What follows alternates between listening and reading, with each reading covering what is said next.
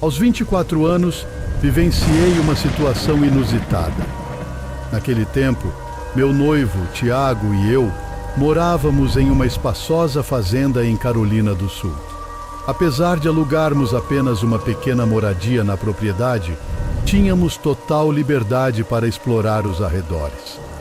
Nosso lar estava posicionado em aproximadamente 20 acres de terra, com uma entrada que se estendia por cerca de 800 metros.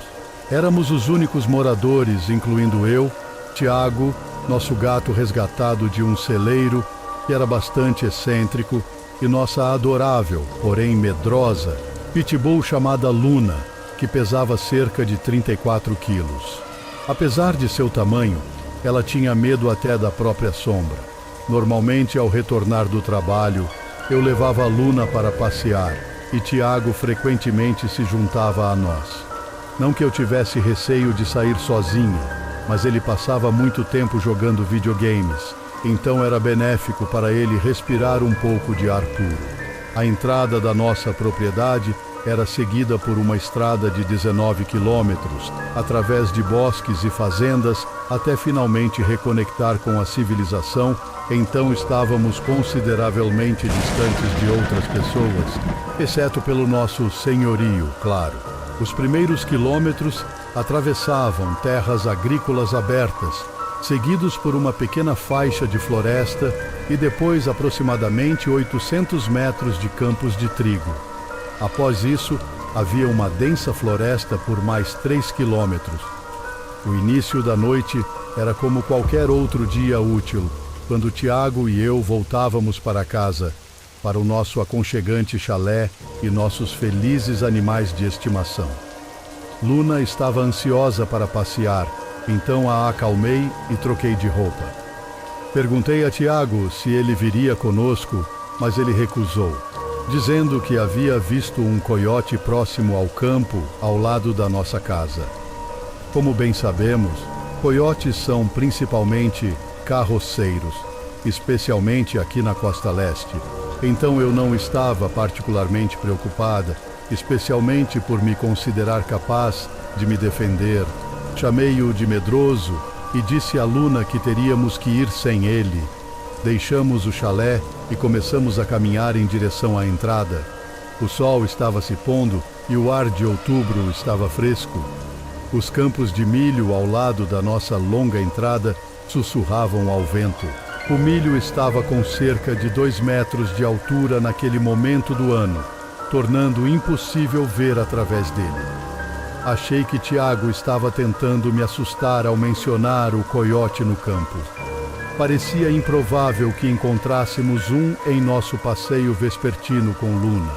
Conforme subíamos a entrada, Luna corria alegremente entre os talos de milho, apesar de sua disposição geralmente ansiosa.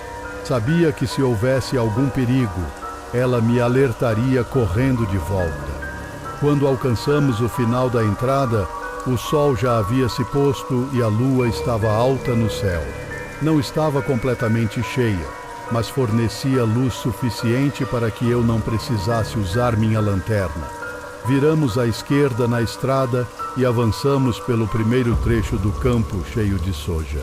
Essas plantas relativamente baixas não ofereciam muito esconderijo, então me senti aliviada ao não avistar nada alarmante, exceto alguns veados à distância.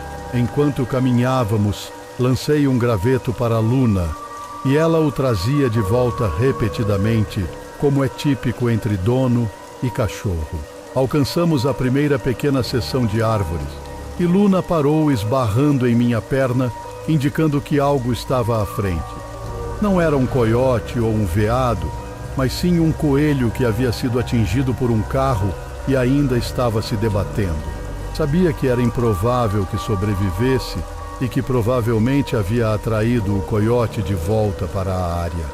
Lembrando-me do que minha família me ensinou, rapidamente coloquei o coelho fora de seu sofrimento com minha faca, permitindo que ele passasse para a próxima vida.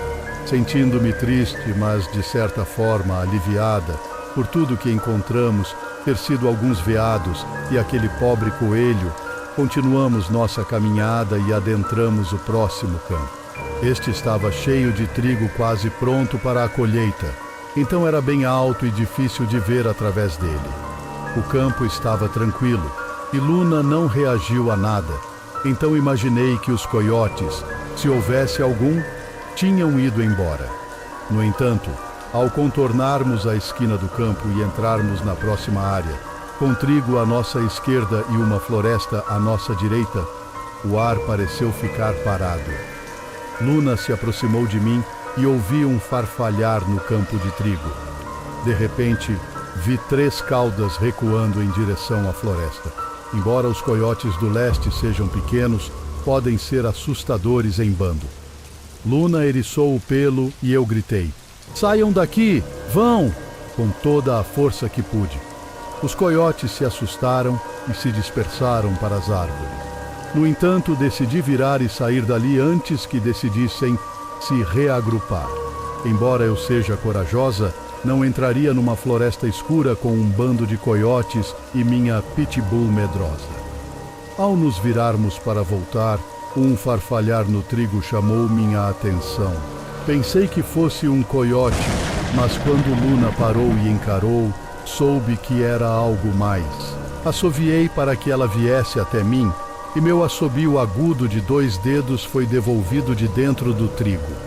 De repente, todas as lendas familiares que eu havia ouvido vieram à tona, e esperei ver surgir uma criatura alta e esguia. Nada apareceu. Não senti nenhum pressentimento de medo ou cheiro de carne podre, mas fiquei paralisada pelo medo e pela curiosidade. Assoviei novamente, e o assobio foi devolvido mais uma vez, soando muito humano, mas também não exatamente correto.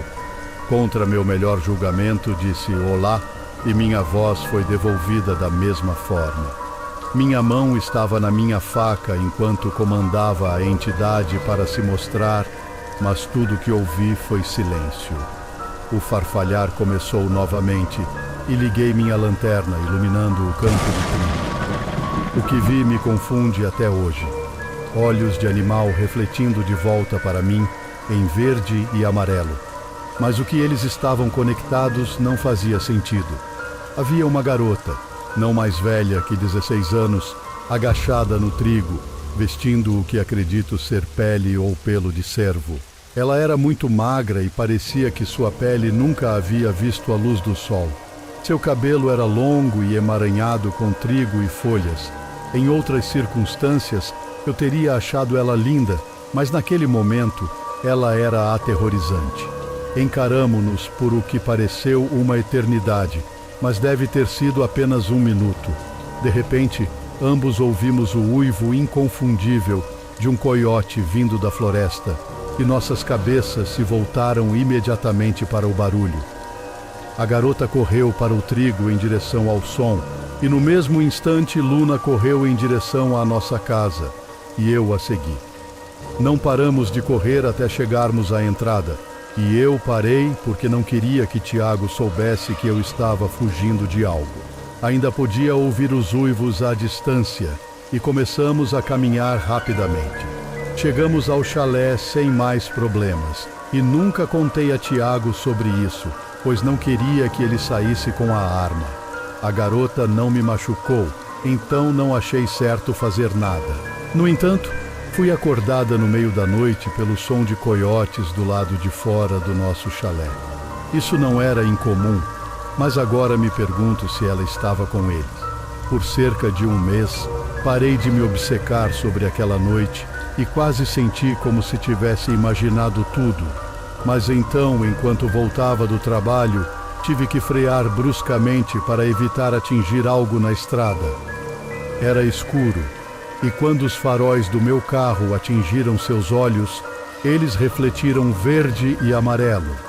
Parecia um coiote grande, e ele apenas encarou meu carro por um momento antes de correr para a floresta. Mesmo agora, sei que parece loucura, mas ainda me pergunto se aquela criatura era ela.